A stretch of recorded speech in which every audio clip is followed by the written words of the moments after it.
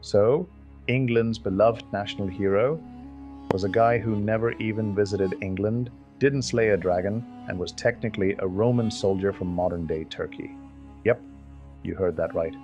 Buckle up, because this is about to get historically hilarious. Meet Saint George, patron saint of England, wielder of swords, slayer of dragons, rescuer of damsels in distress. Or at least, that's the legend. But behind the medieval Instagram filtered fairy tale lies a story full of martyrdom, Roman politics, and some grade A myth making.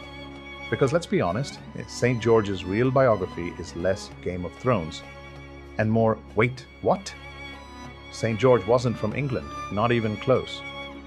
He was born around 275 AD in Cappadocia, which is in modern day Turkey. So basically, the man England celebrates every April 23rd was a Mediterranean Roman with zero connection to the British Isles. He served as a Roman soldier under Emperor Diocletian, a man whose hobbies included persecuting Christians and being an all-around buzzkill.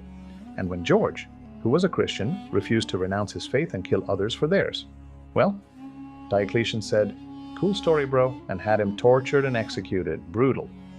But that act of defiance turned George into a martyr, and nothing says future saint like getting murdered by an angry emperor. Now here's where it gets spicy. The whole dragon slaying bit, yeah, it didn't appear until about 900 years after George died. The tale goes, a dragon was terrorizing a village. Classic.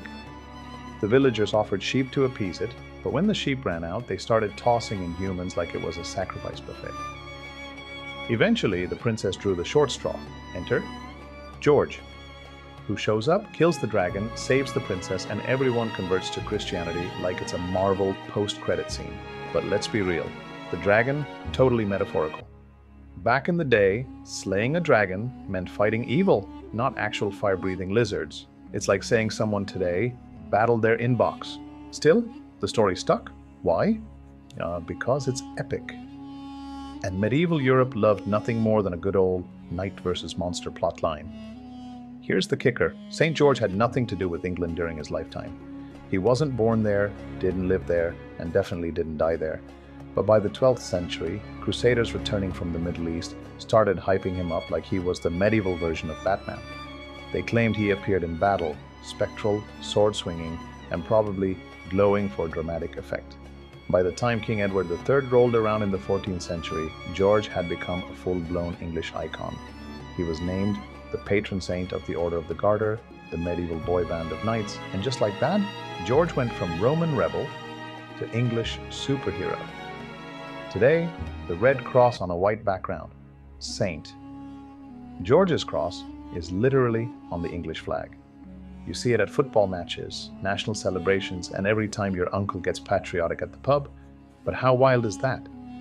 England's national symbol is based on a Turkish-born Roman soldier who never stepped foot in England, never saw a dragon, and definitely didn't date a princess. It's the ultimate case of historical rebranding. It's like if Canada made Leonidas their patron saint because they liked the movie 300. So next April 23rd, when everyone's waving flags and shouting, "St. George for England," just remember, the man was a Roman military martyr turned mythical dragon slayer, adopted by a country he never visited. And honestly, that's iconic.